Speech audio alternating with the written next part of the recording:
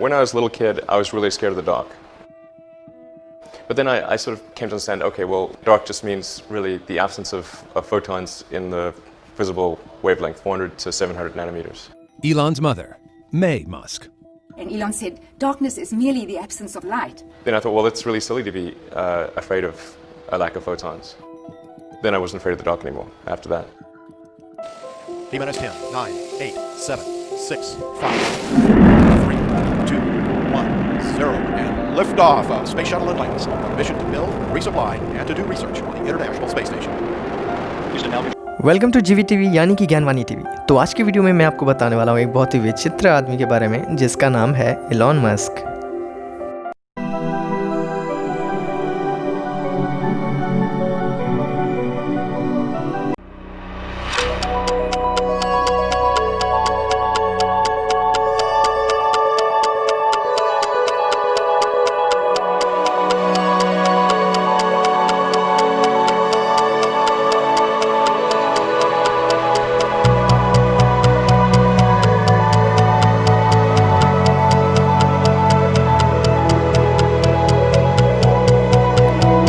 Elon Musk आखिर हैं कौन? तो मेरे हिसाब से अगर मैं एक लाइन में बताना चाहूँ तो एक ऐसा इंसान जिसने कभी असंभव को एक्सेप्ट किया ही नहीं, कभी भी किसी भी चीज़ को इम्पॉसिबल समझा ही नहीं। उसने हर एक चीज़ को पॉसिबल करने की कोशिश की है। उनके इसी गुण के कारण अगर हम ये कहें कि एलॉन मस्क रियल लाइफ के टोनी स्टार्क यानी कि रियल लाइफ के आयरन मैन हैं, तो आई थिंक ये गलत नहीं होगा। एलॉन मस्क का जन्म साउथ अफ्रीका में हुआ था। वो बचपन से ही बहुत ही ज़्यादा पढ़ाकू और कंप्यूटर्स और प्रोग्रामिंग में इंटरेस्टेड थे, और इसी उनके इंटरेस्ट की वजह से उन्होंने महज 12 साल की उम्र में एक गेम डेवलप कर लिया था, और उस गेम को एक ऑनलाइन कंपनी को बेचकर उन्होंने अपना सबसे पहली कमाई की थी, यानी कि $500। 1988 में एलॉन मस्क साउथ अफ्रीका छोड़ करके कनाडा आने का निश्चय करते हैं। 1995 में एलॉन मस्क अपने भाई किम्बल के साथ एक नई कंपनी की शुरुआत करते हैं, और कंपनी का नाम था Zip2। उम्र कम होने के कारण और एक्सपीरियंस की कमी होने के कारण उनको उस कंपनी का CEO नहीं बनाया जाता है। 1999 में मार्केट पूरी तरह से क्रैश होने के कगार पे था, और इसी की वजह से Zip2 को कॉम्पैक्ट नाम की कंपनी को बेच दिया जाता है। कॉम्पैक्ट से मिले पैसे में एलॉन मस्क का 7% का इक्विटी था, और इसके वजह से उन्हें $22 मिलियन तुरंत मिलते हैं। $22 मिलियन पैसे इकट्ठा करने के बाद एलॉन मस्क शांत नहीं बैठते हैं। उसके बाद वह X.com नाम की एक नई कंपनी का शुरुआत करते हैं, जो फ्यूचर में जाकर के पेपाल का रूप लेती है।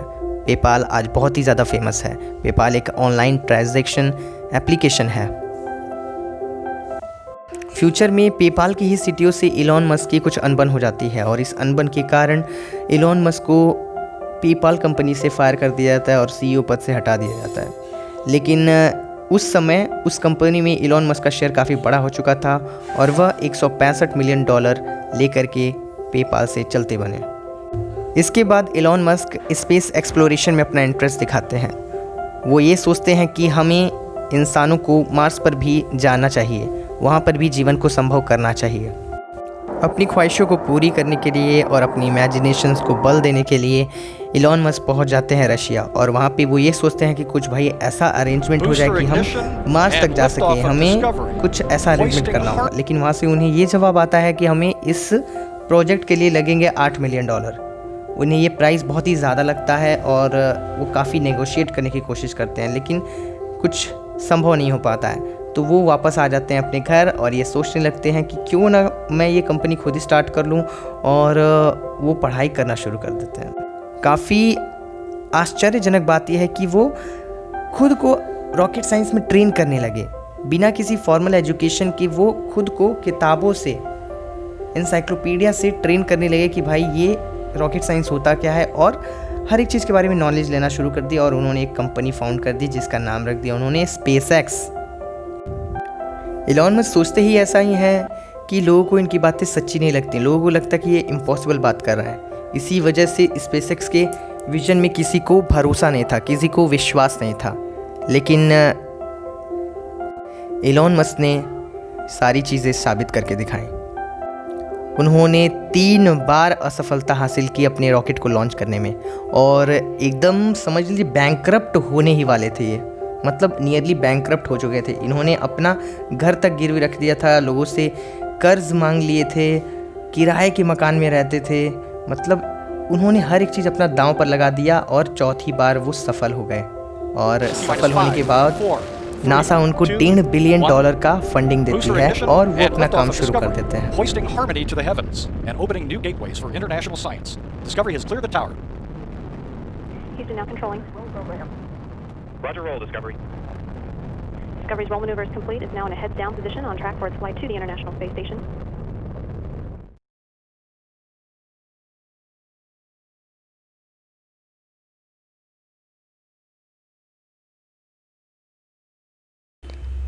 स्पेसएक्स कंपनी तो सक्सेसफुली चल ही रही थी, लेकिन उसी समय इलॉन मस्क ने टेस्ला मोटर्स में भी अपने पैसे इन्वेस्ट कर दिए, और इसकी वजह से वो धीरे धीरे कंपनी में घुसने लगे, और कंपनी में एंटर करते ही वो धीरे धीरे उस कंपनी के सीईओ भी बन गए। सीईओ बनने के बाद वो टेस्ला मोटर्स की मदद से अपने इलेक्ट्रिक कार और इलेक्ट्रिक व्हीकल्स को इंट्रोड्यूस कराने की विज़न को स्टार्ट किया। उनके इस इलेक्ट्रिक व्हीकल को इंट्रोड्यूस कराने के विज़न को भी काफ़ी ज़्यादा शक किया गया। लोगों को विश्वास ही नहीं था कि ये मार्केट में सक्सेसफुली चल पाएगा, लेकिन उन्होंने इन सभी बातों को दूर रखा और लोगों को यह साबित करके दिखाया कि हाँ, जो उन्होंने सोचा था वो पॉसिबल है, और उन्होंने पॉसिबल करके दिखाया।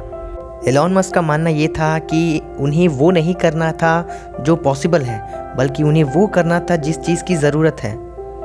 आज इलेक्ट्रिक कार्स की ज़रूरत है, आज इलेक्ट्रिक व्हीकल्स की ज़रूरत है, क्योंकि भाई फॉसिल फ्यूल्स और पेट्रोलियम कब तक साथ देंगे हमारा, वो जल्दी वैनिश हो जाएंगे। तो किसकी ज़रूरत होगी? इलेक्ट्रिक कार्स की ज़रूरत होगी, इलेक्ट्रिक व्हीकल्स की ज़रूरत होगी। तो यार, अगर हम इलॉन मस्क की लाइफ को रिफ़्लेक्ट करें, अभी तक के उन्होंने जो भी काम किए हैं, तो अगर हम उन सब चीज़ों को रिव्यू करें और देखें, तो हम ये कह सकते हैं यार कि कोई भी चीज़ इम्पॉसिबल नहीं होती है। हम हर एक चीज़ कर सकते हैं, बस हमें वो एफ़र्ट लगाना होता है, वो पागलपन दिखाना होता है, और वो इंटेलिजेंस और वो डेडिकेशन दिखाना होता है उस काम के प्रति जो हमें करना है, और वो काम अपने आप से पॉसिबल हो जाएगा। तो कैसा लगा आपको इलॉन मस्क के ऊपर ये वीडियो हमारा, और कमेंट करके ज़रूर बताइएगा, लाइक ज़रूर करिएगा, शेयर करिएगा, और प्लीज़ सब्सक्राइब करिएगा। Thank you.